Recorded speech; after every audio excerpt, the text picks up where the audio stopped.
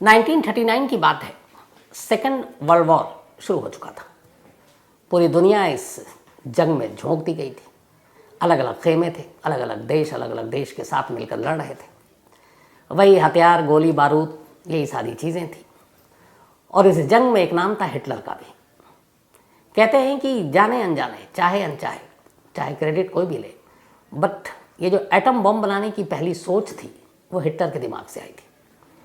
Hitler सत्ता के लिए इतना ज़्यादा पागल हो चुका था कि उसे लगता था कि पूरी दुनिया पर कब्जा कर ले और उसके लिए कोई ऐसा हथियार चाहिए जिससे पूरी दुनिया डरे।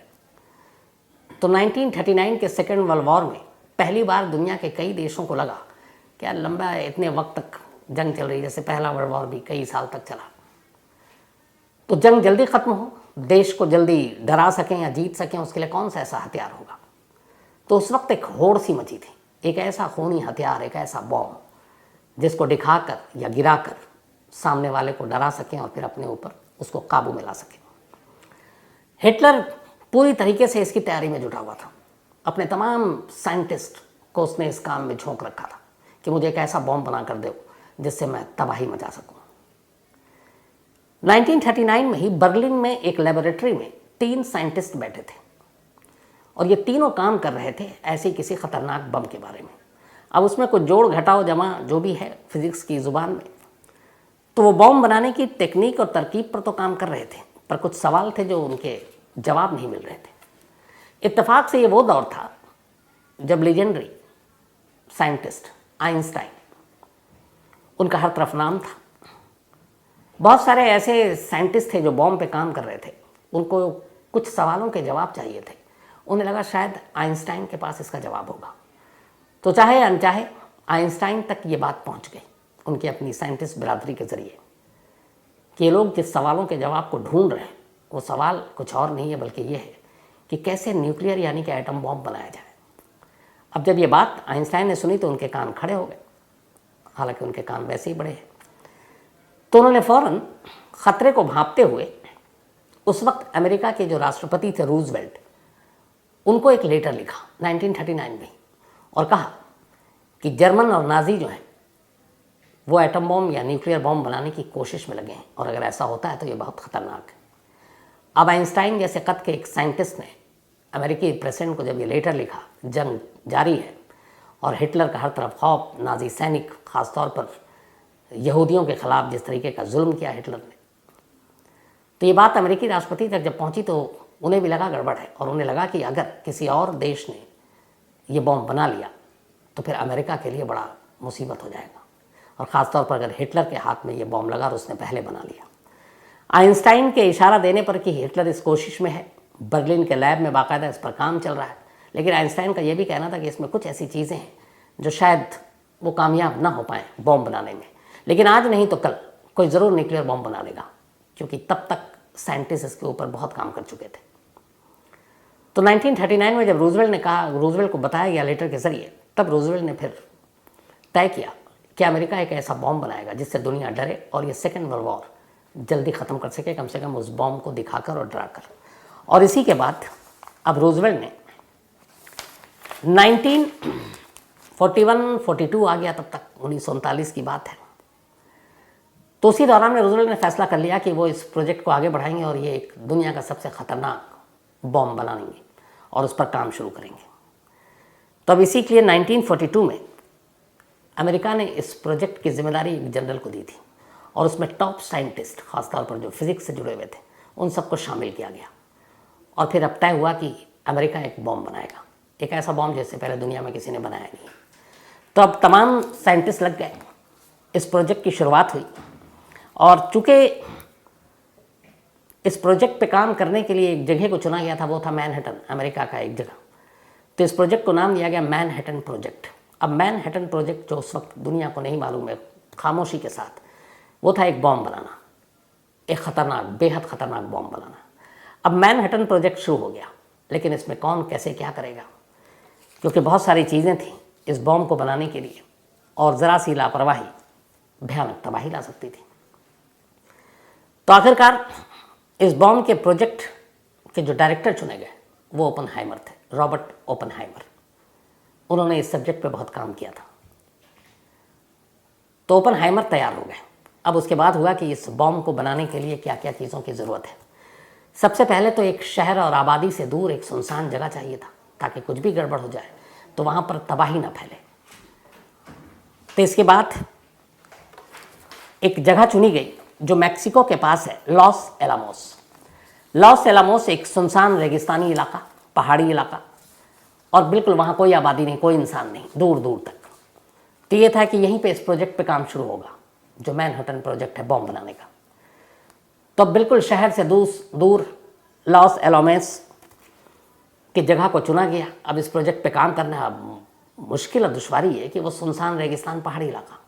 अब इस प्रोजेक्ट पे काम करने वाले तमाम साइंटिस्ट, टेक्नीशियन, बहुत सारे लोग, तो वहाँ कैसे रहेंगे? तो सबसे पहले वहाँ पे एक पूरी बस्ती बसाई गई, जहाँ पे ये सारे साइंटिस्ट हों और जो बाकी लोग हैं। अब ये हुआ कि इसमें बहुत लंबा वक्त लगेगा, तो फैमिली से कैसे दूर रहेंगे? तो उनकी फैमिली को भी इसमें किया गया कि चलो फैमिली भी रहेंगी, वो भी कुछ काम में मदद करेंगी। तो धीरे धीरे इस प्रोजेक्ट से, मैनहट्टन प्रोजेक्ट से जुड़े हुए हर शख्स को इस लॉस एलामोस जगह पर लाकर रख दिया गया। अब वहाँ ये काम शुरू हुआ ओपेनहाइमर की निगरानी में। जितने भी साइंटिस्ट थे वहाँ पे धीरे धीरे, और इसे खुफिया भी रखना था, एक तो वर्ल्ड वॉर चल रहा है, दूसरा हर कोई होड़ में है कि कोई बॉम्ब सबसे पहले कौन बनाएगा, न्यूक्लियर बॉम्ब। तो अमेरिका का ये प्रोजेक्ट खामोशी से चल रहा है। 3 साल बीत गए। 3 साल 42 से ये शुरू हुआ और 45 आ गया 1945। इस दौरान में अमेरिका के कई और जगह पर खुफिया लैब भी तैयार किए गए, ताकि वहाँ से भी इस पूरे मामले में मदद मिल सके। अब ओपेनहाइमर और उनकी पूरी टीम लगी हुई है। 3 साल बीत गए, इधर जंग एकदम रूज पर है। अब अमेरिका के लिए जापान भी सरहद बना हुआ है। बहुत सारे ऐसे देश जिन्होंने सरेंडर कर दिया, अमेरिका के आगे जापान सरेंडर करने को तैयार नहीं। इधर ख़तरा ये भी है कि रूस न बना ले, उधर नाजी के हाथ में ही बॉम्ब न लगे। तो वक्त का भी तकाजा, जंग भी जारी, जीत भी ज़रूरी। तो 3 साल हो गए। 3 साल के बाद अब ये हुआ कि बहुत हो गया, फटाफट काम करो, और स्पीड में यहाँ काम हो रहा। आखिरकार 1945 आ गया। 1945 में अब इस जो मिशन में लगे हुए थे, और ख़ासतौर पर इसके डायरेक्टर ओपेनहाइमर को कहा गया कि अब आप टेस्ट की तारीख तय कीजिए। इधर सारी कोशिश के बाद ये न्यूक्लियर बॉम्ब तैयार हो चुका था। न्यूक्लियर बॉम्ब के लिए सबसे ज़रूरी चीज़, बहुत सारी और चीज़ें होती हैं, उतनी टेक्निकलिटी में नहीं जाऊंगा, लेकिन जो सबसे ज़रूरी चीज़ इसमें होती है वो सारी चीज़ें इस टीम को मुहैया कराई गई। अब जुलाई का महीना था और कहा गया कि टेस्ट की तारीख तय कीजिए। लास्ट में 16 जुलाई 1945 पहले टेस्ट की तारीख तय हुई। उसी लॉस एलामोस जो जगह सुनसान, और वहाँ ये पूरी टीम, बिरादरी वहाँ मौजूद है, पूरे साइंटिस्ट की। अब इसमें ख़तरा ये है कि अगर ये टेस्ट फेल हो जाता है तो अमेरिका का पूरा सपना फेल हो जाएगा। 3 महीने की कोशिश, अरबों रुपए लगाए गए थे, वो सारी चीज़ें बर्बाद हो जाएंगी। जंग पे भी इसका अमेरिका पे असर पड़ेगा, क्योंकि अब तक सिर्फ अमेरिका धौंस दे रहा है। और उस वक्त जो प्रेसिडेंट रूजवेल्ट, जो पहले 2 बम गिराने के मुजरिम माने जाते हैं, उनको यह था कि कोई ऐसी चीज़ हाथ में आए जिससे वो दुनिया को धमका सकें। अब ये सारी चीज़ें ओपेनहाइमर की टीम के ऊपर डिपेंडेंट थी। 3 साल की मशक्क़त के बाद ये बॉम्ब तैयार था। अब इसका टेस्ट होना था, और इस टेस्ट पे ही सब कुछ दारोमदार था।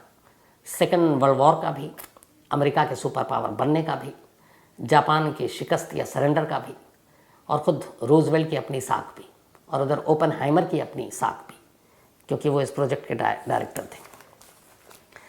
आखिरकार 16 जुलाई 1945 5:15 टाइम फिक्स किया गया, और ये सारी चीज़ें चालू हुई।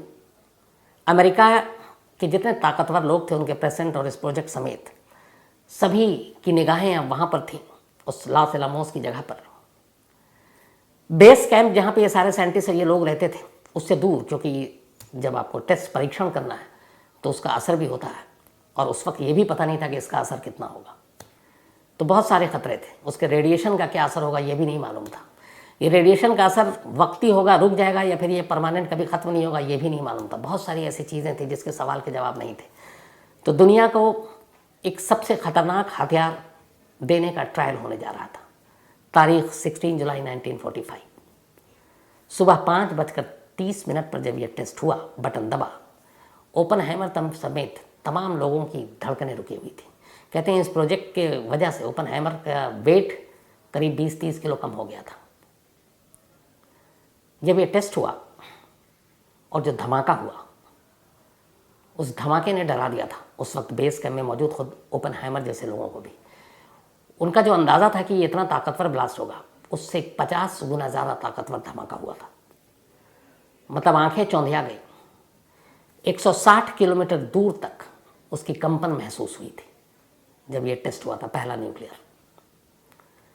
3 साल की कड़ी मेहनत के बाद 16 जुलाई 1945 को ये टेस्ट सक्सेसफुल रहा और पहली बार किसी परमाणु बम, न्यूक्लियर बम, एटम बम के बारे में दुनिया को इसके बाद जानकारी मिली। अब ये परीक्षण कामयाब, उधर व्हाइट हाउस तक खबर पहुंची, रूजवेल्ट खुश। अब उनके पास एक ऐसा हथियार था, बनाने वाले को अभी तक पता नहीं था कि इसका इस्तेमाल कहाँ होगा, लेकिन ओपनहाइमर को मालूम था इस बम को बनाते ही कि उन्होंने क्या बनाया। बम तैयार, वर्ल्ड वॉर जारी। अब इसके बाद जापान के साथ तमाम चीज़ें सरेंडर कर दो, नहीं कर रहे। तभी उसके बाद अब ये हुआ कि ये बम को कहाँ गिराया जाएगा और जापान में किस जगह पे गिराया जाएगा। तो पहले तो ये तय हुआ कि इस बम का इस्तेमाल पहली बार जो परीक्षण सा कामयाब रहा, ये जापान पे होगा, क्योंकि अमेरिका की सबसे ज़्यादा जापान से लगी हुई थी। तो अब जापान में किस जगह, उसके लिए कई ऐसे शहरों को चुना गया। गिराने का तो फैसला हो चुका था जापान, तो यह कि जापान में कहाँ। अब पूरे जापान पे एक बम से तो काम होगा नहीं, तो इसके लिए बाकायदा एक कमेटी बैठी जिसका नाम था टारगेट कमेटी। मतलब वो फिक्स करेगी, कमेटी हरी झंडी देगी कि बम कहाँ कहाँ गिराना है। 10 मई 1945 को टारगेट कमेटी की इसी लॉस एलामोस की जगह पर एक मीटिंग हुई थी। जब ये अभी टेस्ट हुआ नहीं, उससे पहले की बात, 2 महीने पहले, ये जुलाई में टेस्ट हुआ और मैं मई की बात कर रहा हूँ। और इस कमेटी ने तब कहा था कि अगर ये बम सक्सेसफुल रहा टेस्ट, तो फिर उन्होंने कुछ शहरों के जापान के नाम शॉर्टलिस्ट किए। उनमें एक था क्योटो, एक था हिरोशिमा, एक योकोहामा और एक था कोकुरा। लेकिन फिर उसमें से ये हुआ कि जो क्योटो है वो एक कल्चरल हेरिटेज है, वहाँ पे सांस्कृतिक तमाम धरोहर है, तो उसको करने से दुनिया नाराज़ होगी। तो पहली लिस्ट में नागासाकी का नाम नहीं था, हिरोशिमा का था। लेकिन फिर क्योटो का नाम काटा गया क्योंकि कल्चरल हेरिटेज था, और उसके बाद नागासाकी को जोड़ा गया।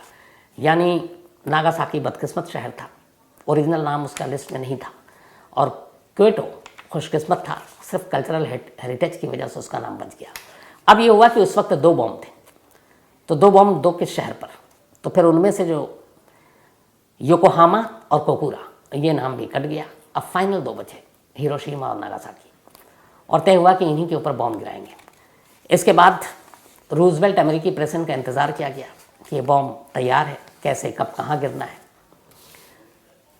6 अगस्त 1945, 6 अगस्त 1945 बम गिरने से पहले की कहानी ये है कि उस दिन सुबह सुबह एक अमेरिकी बम वर्षक, जो बम को जिसको लेकर जाना था, इस न्यूक्लियर बम को जिसको ओपनहाइमर ने बनाया था, मरियाना द्वीप से टेक ऑफ होती है। और मरियाना द्वीप से टेक ऑफ होने के बाद ये एलोना गे, जो विमान का नाम था जिसमें ये बम रखा गया था, और उसमें यह था कि इसको बड़ी सावधानी से लेकर जाना है, कुछ भी गड़बड़ हो सकता है। उसमें यह भी था कि हाइट कितनी होगी, कितने हाइट से गिराना है। अगर बहुत ज़्यादा ऊंचाई से गिराएंगे तो उसका जो आतंक है या उसका जो असर है वो कम होगा। तो वो सब कुछ नाप तोल कर B-29 बॉम्बर प्लेन जो था, एनोला गे जिसका नाम था, इसमें ओपनहाइमर का वही न्यूक्लियर या एटम बम रखा हुआ है। अब प्लेन सुबह प्रवास करता है, टेक ऑफ करता है, और इसके बाद धीरे धीरे जापान के हिरोशिमा शहर की तरफ उड़ान भरता है। जब ये 31,000 फीट की ऊंचाई पर था, उसके बाद ये था कि अब वहाँ से अगर ये बॉम्ब को गिराएंगे तो शायद असर कम होगा। तो जो साइंटिस्ट ने बताया था, धीरे धीरे वो टारगेट के जब करीब आते हैं तो थोड़ा सा नीचे की तरफ आते हैं, और ठीक 8:15 पर सुबह इस प्लेन से हिरोशिमा के ऊपर पहला एटम बम गिराया जाता है। बॉम्ब गिराने के बाद अब उन्हें मालूम था चूँकि नीचे बहुत ज़्यादा ऊपर से नुकसान कम होता है। अब ये जो B-29 बॉम्बर एनोला गे था, अब इसके पायलट उसको लेकर वापस ऊंचाई पकड़ रहे होते हैं। बॉम्ब गिराने के बाद करीब करीब 39 सेकंड लगे और फिर एक जोर का धमाका हुआ। पूरा इलाका आसपास का ऐसा लगा कि बादलों का गुबार है। इस प्लेन में जो पायलट था, जब उसने पलट कर देखा, यहाँ तक कि वो हवा में बहुत ऊंचाई पर था, लेकिन उस बॉम्ब के फटने के बाद जो कंपन और झटके महसूस हुए थे वो उसको उस प्लेन तक महसूस हो रहा था, और वो जो गूंज थी उसकी। हिरोशिमा में उस वक्त कुल आबादी करीब 3 लाख थी, और असल में यहाँ पे इसलिए ये बॉम्ब गिराया था अमेरिका ने क्योंकि यहाँ इन 3 लाख आबादी के अलावा जापानी आर्मी का एक बहुत बड़ा बेस था। 43,000 आर्मी के लोग थे हिरोशिमा पर, तो 3 लाख सिविलियन और 43,000 आर्मी के लोग। इसके बाद वो प्लेन वहाँ से वापस थोड़ी देर के बाद इस बॉम्ब की भयानक बर्बादी की कहानी जब तस्वीरों के ज़रिए दुनिया में छन छन कर आती है तो रोंगटे खड़े हो जाते हैं। लेकिन अमेरिका यहीं नहीं रुकता, 2 दिन और बीत जाते हैं। 6 अगस्त के बाद 7 और 8, 9 अगस्त की सुबह फिर एक यही B-29 बॉम्बर प्लेन एक और एटम बॉम्ब लेकर निकलता है, और इस बार निशाना था नागासाकी। हिरोशिमा के बाद नागासाकी पर भी ऐसे ही बॉम्ब गिरा, उसका भी ऐसे ही असर हुआ। इन दोनों धमाकों में कहते हैं उसी वक्त जब ये बॉम्ब गिरा था 70,000 लोग तो वैसे ही मर गए थे। जो जहाँ था वो वैसे ही खड़ा हो गया। ये पूरी डिटेल में आपको कहानी सुनाई कि पेड़ तक की हालत क्या हो गई थी। कुल मिलाकर 2 लाख लोग इन 2 शहरों पर हुए धमाकों में मारे गए। उसके बाद धीरे धीरे वक्त बीता, रेडिएशन की वजह से कितना असर हुआ उसका असर आज तक लोग झेल रहे हैं। उसकी वजह से आज भी कैंसर वहाँ पे हो रहा है। इस न्यूक्लियर बॉम्ब को बनाने और उसके बाद गिराने के बाद अब करीब 2 महीने बीत गए।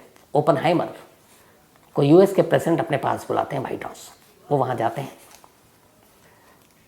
रूजवेल्ट बहुत खुश थे ओपनहाइमर से, लेकिन ओपनहाइमर को जब ये पता चला कि जापान में इतने लोग मारे गए हैं तो उनको कहीं ना कहीं इस बात का एक एहसास था कि शायद वो खुद कातिल हैं और उनके हाथ खून से रंगे हुए हैं। तो उन्होंने अमेरिकी प्रेसिडेंट के सामने मुलाकात के दौरान ये कहा कि मेरे हाथ खून से रंगे हुए हैं। वो शाबाशी दे रहे हैं और ये कह रहे हैं। रूजवेल्ट को ये बात बहुत बुरी लगी। उसे लगा ये क्या है। कहते हैं कि उस मीटिंग के बाद रूजवेल्ट ने अपने जो भी सेक्रेटरी थे उनसे कहा, यार इसको एक तो यहाँ से आप बाहर भेजो और दोबारा इस शख्स से मुझे मत मिलाना। इसके बाद वहाँ से रूजवेल्ट निकल गए। बाद में रूजवेल्ट के ऊपर गद्दारी के इल्ज़ाम लग गए, जिसने ये बॉम्ब बनाए थे। और उसकी वजह ये थी कि उनके रिश्ते, भाई जो है उनके उस वक्त कम्युनिस्ट पार्टी के मेंबर, वाइफ पहले हुआ करती थी, एक गर्लफ्रेंड थी, उसका भी ताल्लुक था। उसको लेके फिर एक कमेटी भी बैठी, इंक्वायरी हुई, और बाद में उन्हें एक तरह से गद्दार भी माना गया। बाकी सारे प्रोजेक्ट से भी हटा लिया गया। जन्म हुआ था अमेरिका में। फादर यहूदी थे, कपड़ों का बिजनेस था, और जब उधर हिटलर और बाकी लोगों की वजह से और यहूदियों के ऊपर बहुत सारे अत्याचार हो रहे थे, तो ये फैमिली अमेरिका आ गई, न्यूयॉर्क शहर में। न्यूयॉर्क में ही ओपनहाइमर का जन्म हुआ। चूँकि अमीर ख़ानदान से, लेकिन फिर भी बिगड़ैल नहीं, पढ़ाई लिखाई में बचपन से तेज़, कभी दोस्त नहीं, किताबों से सिर्फ दोस्ती, फिज़िक्स में बड़ा इंटरेस्ट। तो 9 साल की जब उम्र थी तभी अलग अलग भाषा सीख लिया। गीता को पढ़ने के लिए पूरी संस्कृत सीख ली थी। इसके बाद ओपनहाइमर ने अच्छी जगह सब कुछ पढ़ाई की और धीरे धीरे नामी हार्वर्ड यूनिवर्सिटी और बाकी सब जगहों पर 32 साल की उम्र में एक पहली बार इन्हें एक 22 साल की लड़की से प्यार हुआ था, और वो एक मेडिकल स्कूल की स्टूडेंट थी स्टैनफोर्ड में। नाम था टेटलॉक। लेकिन कहते हैं कि ओपनहाइमर शादी करना चाहते थे, पर जो टेटलॉक थी वो शायद शादी नहीं करना चाहती थी। दोनों के रिश्ते रहे और दोनों कई बार मुलाकात भी की, लेकिन फिर टेटलॉक ने ओपनहाइमर से दूरी बना ली। और 1943 में आखिरी मुलाकात कहते हैं इन दोनों के बीच में हुई थी। इसके बाद जब आखिरी मुलाकात के कुछ दिन बाद ही टेटलॉक की मौत हो गई। उनकी लाश मिली एक जगह पे होटल में, और ये कहा गया कि ये खुदकुशी है। लेकिन उसको लेके आज भी बहुत सारी बातें होती। ये है कि शायद ओपनहाइमर एक बहुत बड़े प्रोजेक्ट से जुड़े हुए, एक एटम बम, दुनिया का सबसे ख़तरनाक बम बनाने वाला इंसान, और उनके बारे में हर जानकारी थी हर एक के पास। तो ये भी है कि शायद FBI और बाकी एजेंसियाँ पीछे लगी हुई थी उसमें, और वो नहीं चाहते थे कि ओपनहाइमर को डिस्टर्ब हो उसके प्रोजेक्ट को पूरा करने में। तो उन्होंने ही उनकी इस गर्लफ्रेंड को रास्ते से हटा दिया। इसके बाद फिर खैर ओपनहाइमर ने एक ऐसी महिला से शादी की जिनकी ऑलरेडी 3 शादी हो चुकी थी। तीसरे पति को तलाक दिया था, 1940 में शादी हुई थी। और जब ये लॉस एलामोस में जब ये पूरा प्रोजेक्ट बन रहा था टेस्टिंग के लिए, तब उनकी ये बीवी और उनके बच्चे लगातार उनके साथ थे और हमेशा साथ रहे। लेकिन ओपेनहाइमर को ये कहा गया, जब ये टेस्ट हो गया और रूजवेल्ट से मिले और उन्होंने कहा मेरे हाथ खून से सने हुए हैं, तो उनके कई रिलेटिव, उनका कम्युनिस्ट पार्टी के साथ रिलेशन था, तो ये कहा गया कि शायद ओपेनहाइमर भी उनसे मिले हुए, और रूस भी उस वक्त न्यूक्लियर बम बनाने की रेस में था। तो अब अमेरिका ने तो टेस्ट कर लिया था। अमेरिका के टेस्ट करने के बाद 1945 की बात है ये, ठीक 4 साल लगे सिर्फ। 29 अगस्त 1949 को तब USSR हुआ करता था, जो अभी रूस है, टुकड़े हो गए उसके। तो 29 अगस्त 1949 को USSR ने भी कामयाबी के साथ न्यूक्लियर टेस्ट कर डाला। वो दूसरा देश बना अमेरिका के बाद, क्योंकि अब होड़ तो शुरू होनी थी। तो जब USSR ने अपना टेस्ट कंप्लीट कर लिया सक्सेसफुली, तो फिर अमेरिका में बात हुई कि इतनी जल्दी USSR ने कैसे किया, तो ज़रूर कोई भेदिया हमारे यहाँ से जिसने सारी उनको ये चीज़ें दी। तो उस पर फिर एक शक ओपेनहाइमर पर भी गया और कहा गया कि शायद ओपेनहाइमर ने रूस की मदद की है टेक्नोलॉजी देने में और बताने में, क्योंकि उनके कद का और कोई इतना बड़ा साइंटिस्ट नहीं था जो जिसकी मदद के बिना ये बनाया जा सके। और उसके लिए दलील दी गई कि उनका भाई, उनकी गर्लफ्रेंड, उनकी वाइफ, ये लोग कभी कम्युनिस्ट पार्टी के मेंबर रहे थे। हालांकि ओपेनहाइमर ने हमेशा इसका इनकार किया, लेकिन इसके बावजूद रूस के इस सक्सेसफुल एटम बम बनाने के बाद 1954 में अमेरिकी एटॉमिक एनर्जी एक कमीशन बिठाई गई, अमेरिकी एटॉमिक एनर्जी की, और उसमें ओपेनहाइमर को पेश किया गया और कहा गया कि आप यहाँ आएँ और आप बताएं, क्योंकि आपके ऊपर शक है कि आप जासूस हैं और आपने जासूसी की है। वहाँ पे पेशी हुई। पेशी होने के बाद उनको उस वक्त सिक्योरिटी क्लियरेंस नहीं दी गई। 1967 पेशी के बाद कुछ एक्शन तो नहीं लिया गया, लेकिन अब ओपेनहाइमर लगभग हर चीज़ से दूर थे। इतना मतलब दुनिया को पहला सबसे खतरनाक बम देने वाला अमेरिका में ही एक जासूस और गद्दार की निगाह से देखा जा रहा था, क्योंकि रूस ने, USSR ने बम बना लिया था। तो इस कमेटी के सामने पेशी हुई। कमेटी ने भी यही माना कि ये डाउटफुल है, तो उनको एक सिक्योरिटी क्लियरेंस देनी थी। सिक्योरिटी क्लियरेंस अमेरिका में इसलिए, इसका ऐसे समझिए कि आप किसी भी सेंसिटिव पोस्ट पर डिपार्टमेंट में गवर्नमेंट जॉब करते हैं या कहीं, तो जब तक आपकी सिक्योरिटी क्लियरेंस नहीं है, आपको क्लासीफाइड फाइल्स या ऐसे प्रोजेक्ट जो बेहद खुफिया गोपनीय है, उसमें आपको शामिल नहीं किया जाएगा। मतलब एक तरह से आप फिर बाहर के आदमी हैं। तो जो कमेटी बैठी थी उसने सिक्योरिटी क्लियरेंस नहीं दी। इसका मतलब है ओपेनहाइमर अब अमेरिका के किसी भी प्रोजेक्ट के साथ नहीं जुड़ सकते थे। ओपेनहाइमर भी इस प्रोजेक्ट के बाद बहुत शांत रहने लगे, चूँकि चेन स्मोकर थे। आखिरकार इस पहले परीक्षण के बाद 1945 में जो उन्होंने किया था, उसके करीब 22 साल के बाद 1967 18 फरवरी 1967 को कैंसर की वजह से ओपेनहाइमर की मौत हो गई। उनकी मौत के बाद 1966 में, बल्कि मौत से पहले, एक फिर इसी एनर्जी कमीशन ने फिर माना कि नहीं ये आदमी जासूस नहीं है रूस के पास। फिर बाद में शायद आया था एक ब्रिटिश है जिसने वो किया था, तब उनको एक अवार्ड दिया गया था। लेकिन फिर भी उनके ऊपर जासूस और ये वाला तमगा लगा रहा गद्दार के तौर पर। लेकिन जब 55 साल बीत गए मौत के, 2022 अभी लास्ट ईयर की बात है, सोचिए दुनिया को पहला एटम बॉम्ब देने वाला शख्स 55 साल तक एक गद्दार, एक जासूस की नज़रों से देखा जाता रहा अमेरिका में। लेकिन मौत के 55 साल के बाद 2022 में आखिरकार अमेरिकी गवर्नमेंट ने ओपेनहाइमर की वफादारी पर मुहर लगाई और उनको सिक्योरिटी क्लियरेंस दिया।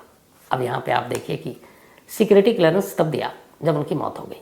लेकिन फ़ायदा क्या? तो उसका फ़ायदा ये है कि उस सिक्योरिटी क्लियरेंस जो दी गई, वो मतलब एक तरह से एक तमगा था कि आदमी किसी भी सीक्रेट, कॉन्फिडेंशियल, क्लासिफाइड प्रोजेक्ट से जुड़ सकता है और जुड़ा होगा, यानी कि यह आदमी वफादार है। अमेरिकी सरकार की तरफ से सिक्योरिटी क्लियरेंस देने का मतलब ही यही होता है कि उसकी वफादारी पर कोई शक नहीं। तो मौत के 55 साल के बाद आखिरकार ओपेनहाइमर को उनकी वफादारी का इनाम मिला, सिक्योरिटी क्लियरेंस दी गई और इस तरीके से एक जो दाग था वो धुल गया। लेकिन अब सवाल ये है कि पहला टेस्ट तो ओपेनहाइमर ने कर लिया, उसके बाद दूसरा टेस्ट मैंने आपको बताया 29 अगस्त 1949, यानी कि पहले के 4 साल के बाद ही रूस ने कर लिया। तब से लेकर आज तक 1945 से 2023 तक अब तक दुनिया में परमाणु बम के 2000 से ज़्यादा टेस्ट हो चुके हैं, सक्सेसफुल टेस्ट 2000 से ज़्यादा। इनमें पहली बार ओपनहाइमर ने किया था। उसके बाद से 2000 अब तक टेस्ट हो चुके हैं। सबसे ज़्यादा टेस्ट जो लिस्ट है कंट्री की, उसमें अमेरिका ही है पहले नंबर पर। अब तक अमेरिका ने 1054 न्यूक्लियर टेस्ट किए 45 के बाद से। दूसरे नंबर पर अब रूस है, उसने 715 न्यूक्लियर टेस्ट किए हैं 715। तीसरे नंबर पर फ्रांस है, 210 न्यूक्लियर टेस्ट किए हैं। चौथे नंबर पर इंग्लैंड है, यूनाइटेड किंगडम, 45 न्यूक्लियर टेस्ट। पाँचवें नंबर पर चीन है, 45 न्यूक्लियर टेस्ट। छठे नंबर पर इंडिया है, 6 न्यूक्लियर टेस्ट। सातवें नंबर पर पाकिस्तान है, 6 न्यूक्लियर टेस्ट। इसके अलावा 8वें नंबर पर नॉर्थ कोरिया है, 2 न्यूक्लियर टेस्ट। इंडिया ने 18 मई 1974 को पोखरण में पहला न्यूक्लियर टेस्ट किया था। इसके बाद 1998 में पोखरण में ही इंडिया ने दूसरा न्यूक्लियर टेस्ट किया था। इसके बाद ज़मीन के अंदर जो भूतल वाला टेस्ट है, अलग अलग इंडिया ने और भी किया, तो कुल 6 टेस्ट हुए। इंडिया के पास इसमें 120 से ज़्यादा बॉम्ब हैं, पाकिस्तान के पास करीब 126 से है।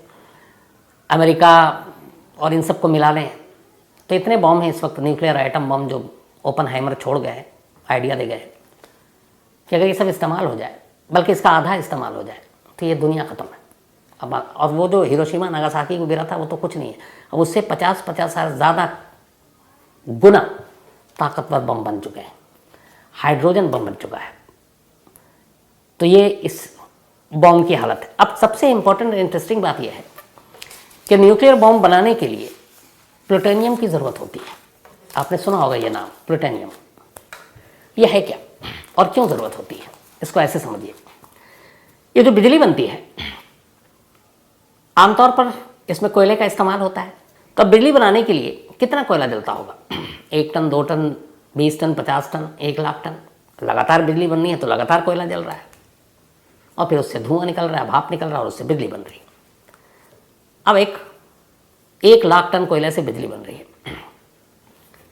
आधा 1 किलो का प्लूटोनियम, वो भी एक पत्थर जैसा होता है, अब उसको ले आइए और उसको रख दीजिए कोयले की जगह। कहाँ 1 लाख टन मैं कोयले की बात कर रहा हूँ और कहाँ 1 किलो। एग्जैक्ट मैं भी इतना ज्ञानी नहीं हूँ, लेकिन जितना पता है, वो कई महीने और कई साल तक उतना ही आधा 1 किलो वो बिजली बनाता रहेगा। मतलब आपके हज़ारों लाखों टन कोयला और कहाँ एक छोटा सा प्लूटोनियम का टुकड़ा, वो आपको बिजली देता रहेगा। तो अब सोचिए उसकी ताकत का अंदाज़ा। न्यूक्लियर बॉम्ब बनाने में प्लूटोनियम के बिना आप बना नहीं सकते, इसीलिए न्यूक्लियर जो प्लांट है उसमें भी यही प्लूटोनियम का इस्तेमाल होता है। हालांकि बहुत सारे दुनिया ने बॉम्ब बनाए, लेकिन न्यूक्लियर इंसानों के लिए भी बहुत अच्छी चीज़ है। अगर उसका सही मानों में इस्तेमाल करें, जैसे बिजली वगैरह में, तो फिर कमाल की है कि आपके लाखों टन कोयला बच जाएगा एक प्लूटोनियम का पत्थर की वजह से। अब दुनिया में सबसे ज़्यादा प्लूटोनियम कहाँ पाए जाते हैं? तो बताया गया कि सबसे ज़्यादा ऑस्ट्रेलिया में। अब यहाँ दूसरा देखिए, कमाल की बात ये कि सबसे ज़्यादा प्लूटोनियम, हर देश जो न्यूक्लियर बॉम्ब बनाना चाहता है वो चाहता है उसके पास किसी तरह से प्लूटोनियम आ जाए, इतना कि न्यूक्लियर बॉम्ब बना ले। उसकी तस्करी भी होती है। और दुनिया में जिस देश के पास सबसे ज़्यादा प्लूटोनियम है, यानी ऑस्ट्रेलिया, वो न्यूक्लियर कंट्री ही नहीं है। उसकी पॉलिसी है, उसने कहा कि हम न्यूक्लियर बम बनाएंगे नहीं। और इतना उसके पास प्लूटोनियम है कि वो दुनिया में जितने बम है शायद उससे ज़्यादा बना ले, अगर उसके पास सारी बाकी चीज़ें, वो फैसिलिटी, टेक्निक, सब कुछ हो उसके पास, फार्मूला। लेकिन एक दूसरा आईना ये भी है कि जिस ऑस्ट्रेलिया के पास सबसे ज़्यादा प्लूटोनियम है, उसके पास न्यूक्लियर बम नहीं है, क्योंकि उसने कभी बनाने की कोशिश नहीं की। हमारे देश में उड़ीसा कहते हैं कि वो जगह है जहाँ पे प्लूटोनियम पाया जाता है। ये ज़मीन के बहुत अंदर होता है और एक ऐसा पत्थर होता है जिसके हम पहचान नहीं पाते हैं। वो पारखी निगाहें बताती हैं कि ये प्लूटोनियम है कि नहीं, और वो अनमोल है। अगर किसी के हाथ लग जाए तो एक होता ना कितने का इंटरनेशनल मार्केट में क्या रेट होगा, वो अनमोल चीज़ें हैं। तो ये थी आज की कहानी। और फिज़िक्स, मैंने कहा कई बार ऐसा होता है जिस सब्जेक्ट से आप भागते हैं वो सब्जेक्ट आपका पीछा करती है। तो आज ये कहानी सुनाने के लिए मुझे बहुत सारी फिज़िक्स की चीज़ें भी सीखनी पड़ी। और हमारे जो दीपक है वो फिज़िक्स का बहुत ज़्यादा जानकार और ज्ञानी है। बल्कि एक दिन इसने एक लाइन कही थी कि सर दुनिया में फ़िज़िक्स से ज़्यादा इंटरेस्टिंग चीज़ कोई नहीं है, बस समझ में आनी चाहिए। तो जिस तरीके से उसने कहा, मुझे लगा कि वाकई अगर यही चीज़ें मुझे बचपन में कोई बताता तो शायद मैं फ़िज़िक्स की तरफ ही भागता। लेकिन खैर, जो लिखा होता है नसीब में वही होता है।